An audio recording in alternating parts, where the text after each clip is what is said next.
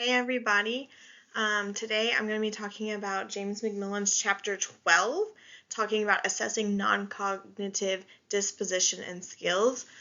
I chose this chapter because I feel like this is something that's become very important in the education field since COVID, dealing with the disposition and skills and just things that teachers need to be aware of with their students and kind of the way that body language and all these various things that teachers are assessing without formal assessment that teachers are doing on a regular basis. And I think that this includes use of cell phones, earbuds, things like that, things that I see and encounter on an everyday basis. And I think that that's an important thing for teachers to be aware of, to take into account with their assessments. So talking about first, what are non-cognitive disposition and skill targets? Are they important? What are they? Interpersonal skill learning targets, methods of assessing non-cognitive disposition and skills, and then kind of final summary. So up first, are non-cognitive disposition and skill targets important, which is a mouthful to say. Yes, they are important. When you have a positive non-cognitive disposition and skills, they are essential to be successful in school, career, and life. And oftentimes students don't associate what they're doing in the classroom with how this is going to help them later on in life. And having those positive non-cognitive disposition and skills is going to help them in the long run. Having confidence, interested in content, why it's important to learn, things like that,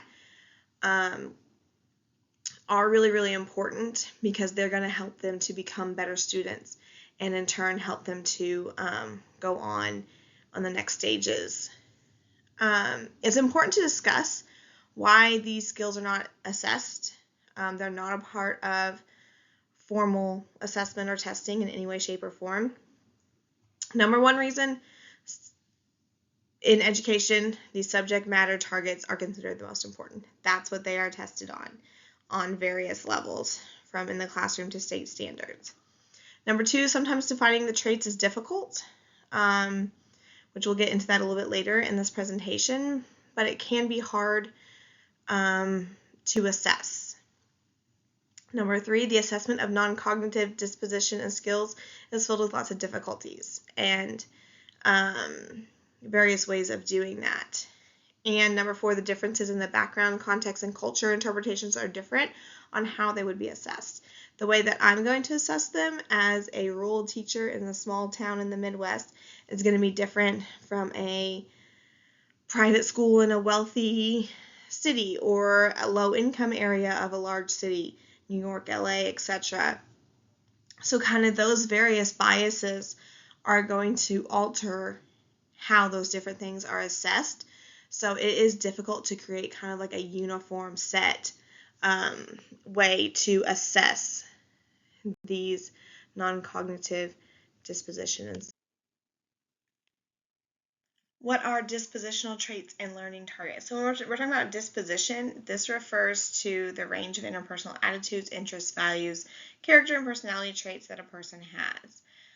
This is important because it's kind of part of their personality.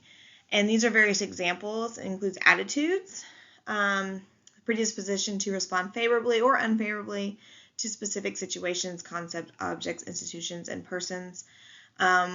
We see students' attitudes, positive and negative, all the time towards various topics and whether or not they want to be in school or not, like having a bad attitude towards school in general, not wanting to be there. Interests based on things that the kids like, that they have, they want to learn more about. Values, their personal beliefs, and how that can influence their disposition. Self-monitoring, their personal awareness of how to be on task and on track. Some kids are really good at self-monitoring, some are not. It's something they have to learn. Integrity, just being honest. Motivation, desire, why is this important? Why do I need to know this? And self-efficacy, your self-perceptions. Oftentimes I have students say, well, I'm not going to study, I'm going to fail this test no matter what. And that kind of perception of self can be positive or negative, the way that they see themselves in relation to the curriculum. And also dealing with self-esteem, the attitudes towards oneself, degree of self-respect, worthiness, or desirability of self-concept, how much they believe in themselves. Adaptability, their ability and willingness to cope with changing conditions. I kind of feel like the age groups that are in there now, in high school in particular, that I teach, have had to adapt a lot, going through COVID and things like that, and trying to deal with the change. I'm not saying that it's been a positive or negative, but they've had to make a lot of adjustments. So that comes into play as something that they've experienced before. Interpersonal relationships, how they function in group setting, how they relate with others in the class, with the teacher, etc. Altruism, willingness to help others. Perseverance, willing to continue despite difficulties. Oftentimes students can run into a difficulty and they can give up. So teaching them to power through, and that kind of ties in with the grit, the perseverance of effort to achieve long-term goals in the face of those obstacles and challenges, and those two kind of go hand in hand. Moving on, then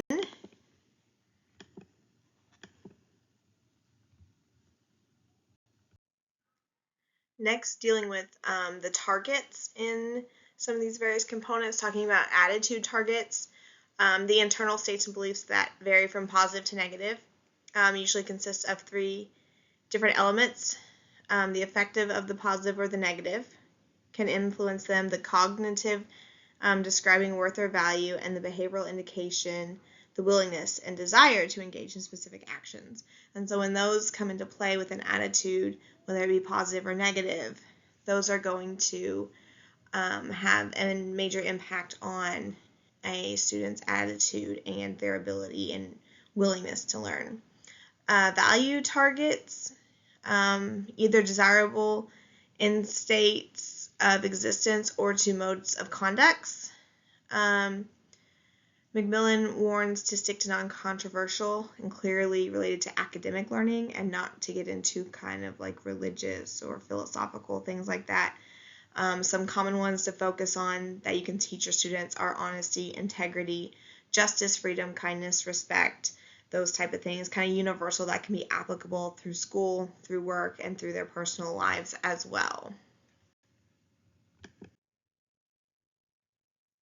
Motivation targets, intensity of effort, why are the students learning, having that explanation, that connection to them is important. Students always want to know why do I have to know this?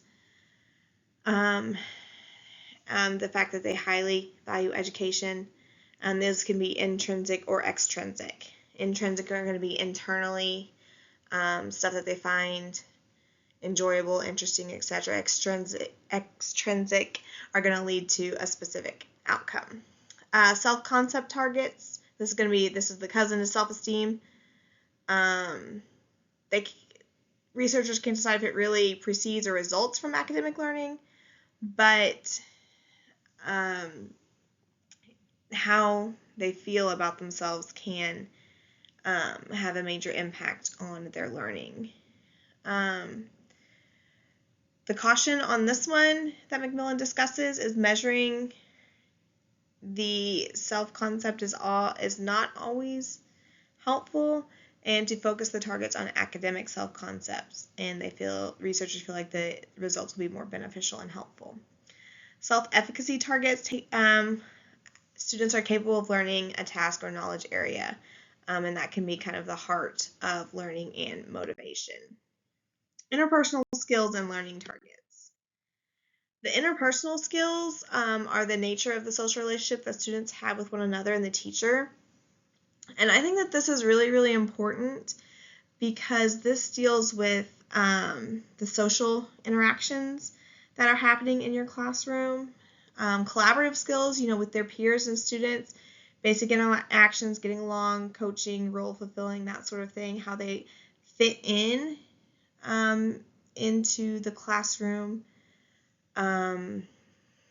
Classroom environmental characteristics that are used as targets can be affiliation, involvement, task orientation, cohesiveness, competition, favoritism, influence, friction, formality, communication, and warmth. So you can see that there are positive and negatives both in there that can be assessed. Students are always going to be filling out these different learning targets. They're going to be present, and kids are going to want to test them out to find where they fit with their peers and with the teacher as well. And this is this is going to create that climate in the classroom, and the teacher is going to help direct that climate as much as possible. Methods of assessing non-cognitive disposition and skills. Methods can change quickly, so multiple assessments over considerable time is suggested. Not just one type of assessment and not just over a week or two. It's always changing. You're going to need to do multiple assessments and using different approaches to the same targets. Decide if you as a teacher need individual or group results, and that's going to vary teacher by teacher, classroom by classroom, school by school. So that is kind of up to you. The three most talked about methods are teacher observation, teacher interviews, student self-report with questionnaires or surveys, either constructed or selected response. When you talk about teacher observation, teachers can have like a checklist.